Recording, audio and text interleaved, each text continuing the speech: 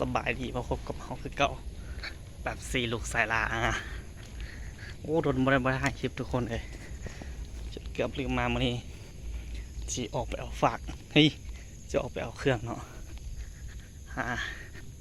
ไปเอาเครื่องกันมีคนหักฝากมาให้เนาะเป็นของขวัญวันเกิดของเราเองคือมื้อนี้เป็นวันเกิดของเราเองเนาะทุกคนวันที่14 เดือน 9มาเบิ่งน้ำกันเลย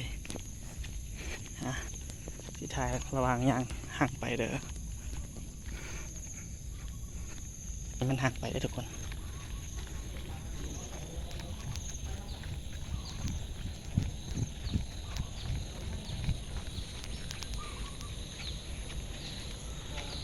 นี่เนาะนี่เป็นทางไปปัจจุบันนี้เขามาศึกษาต่ออยู่นี่เนาะ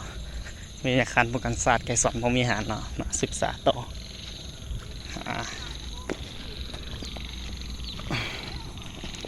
เบิ่งน้ำกันเลยทุกคน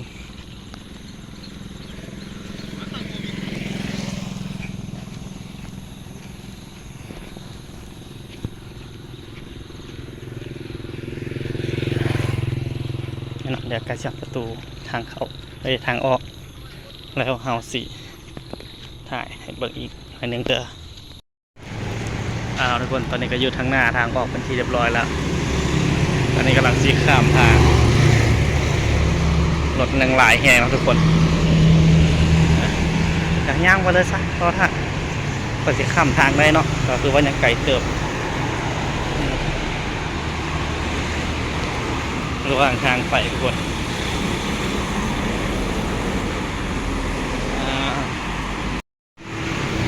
อันนี้เป็นทางใหญ่เอาทุกคนเนาะหลังจากออกมาจากวิทยาคารเนาะ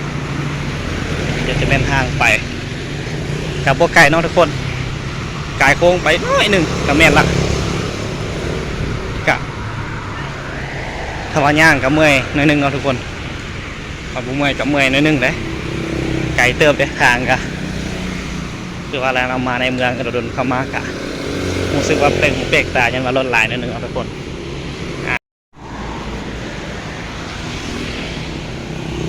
ตอนนี้แม่นย่างมาฮอดเขิงหนึ่งแล้วเนาะ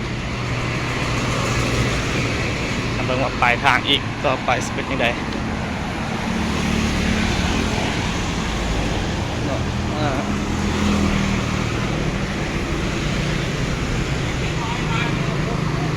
บอกว่าหลายเรื่องย่างตามแกมทางหมดเลยเนาะทุกคนเนาะทางมายืนทางกลับของเขาฮะละบ่ฮู้ว่าสิทันหรือบ่เพราะว่าตอนนี้ก็5 โมงแล้วเนาะอยากงบไปเอาเครื่องสิทันอยู่เดี๋ยวสิปินกองหลักเลยทุกคนก็รถบุหรี่ข้ามทางเลยเนาะทุกคน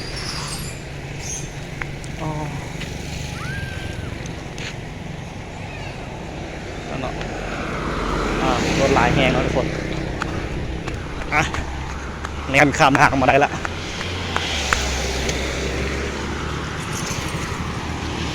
ใกล้ละทุกคน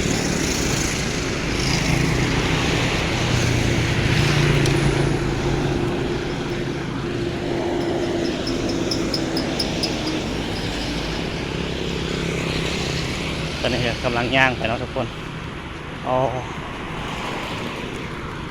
ย่างอีกประมาณ300-400 เมตรกันแม่เนาะทุกคนเนาะเดี๋ยวเขาขอเบิ่งทางเนาะที่จับกล้องไปถ่ายไปกับบทสะดวกเดี๋ยวเจอทุกคนเด้อติดตามน้องกันถ่ายต่อแล้วทุกคนมาต่อมาฮอดทางโค้งแล้วนี่เนาะแต่ทางโค้งมาหาวงเวียนกับโบไก่บันไดเนาะจะตกเกือบหลักหนึ่งเนาะทุกคนนี่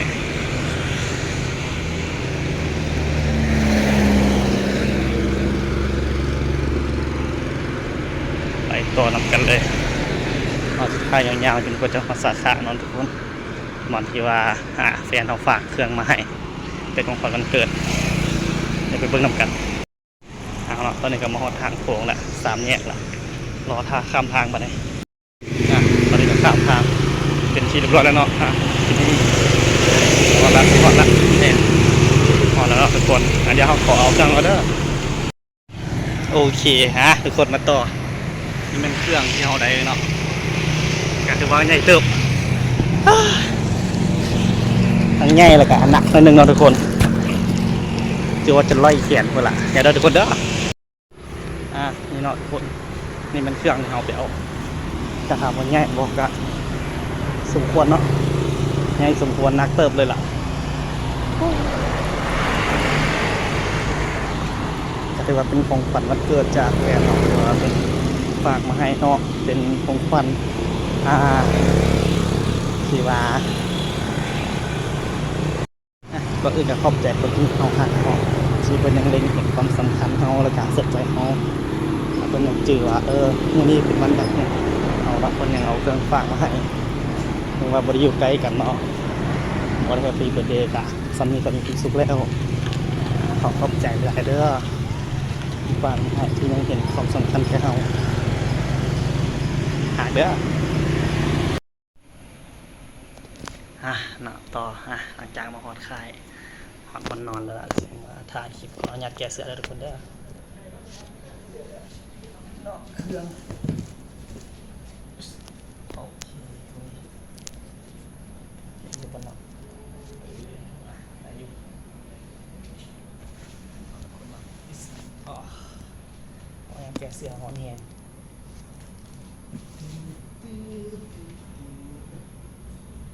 หอดได้แกะบัตรนี่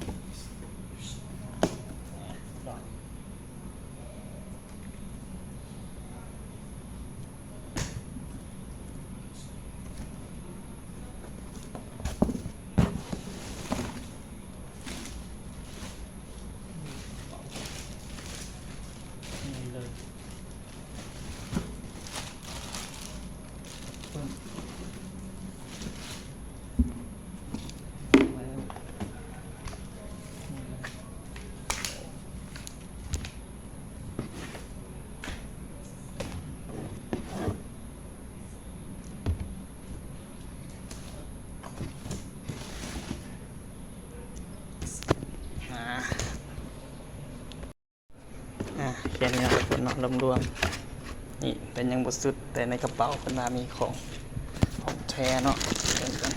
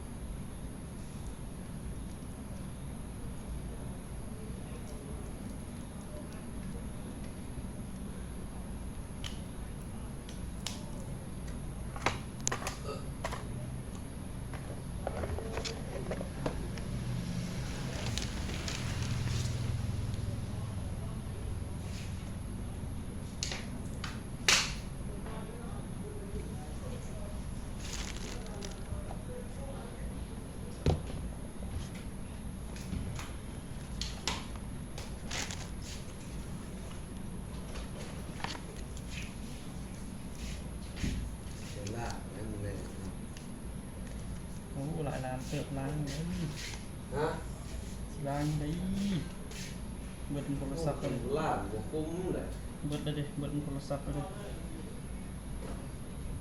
4 ล้านปลายเบิดเลย